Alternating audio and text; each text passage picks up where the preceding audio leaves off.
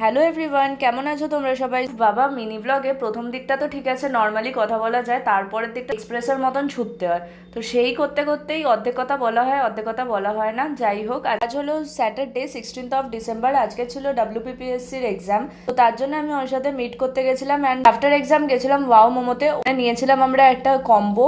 এখান থেকে বেরিয়ে আমরা একটুখানি হাঁটছিলাম, হাঁটতে হাঁটতে দেখলাম এই মন্দিরটা। এই মন্দিরে একটা অদ্ভুত জিনিস দেখলাম, যে ডান দিকে শিব ঠাকুর তো আছেই, প্লাস মায়ের মূর্তিটা পুরো গ্রিন কালারের। মন্দির থেকে বেরিয়ে ভেবেছিলাম বাড়ি চলে আসবো, কিন্তু একটুখানি ডিসিশন চেঞ্জ হয়ে যাওয়ার জন্য গেছিলাম টোটো করে রেল মিউজিয়াম। রেল মিউজিয়ামে গিয়ে তো প্রথমে টিকিট কাটতে হলো, দেন ওইখানে লেখা ছিল যে সকাল 8টা থেকে রাত 8টা অবধি ওপেন থাকে মিউজিয়ামটা। সময় ভেবেছিলাম অনেক কিছু থাকবে, কিন্তু ভেতরে ঢুকে তারপর দেখলাম যে শুধু একদিকে রয়েছে একটা ইঞ্জিন দেওয়া ট্রেন, আর অন্যদিকে পুরোটাই আন্ডার কনস্ট্রাকশন রয়েছে। তারপরে ওইখান থেকে বেরিয়ে চলে গেছিলাম ওকে ছাড়তে। ওকে ছেড়ে আমি বাসে করে উঠে বাড়ি চলে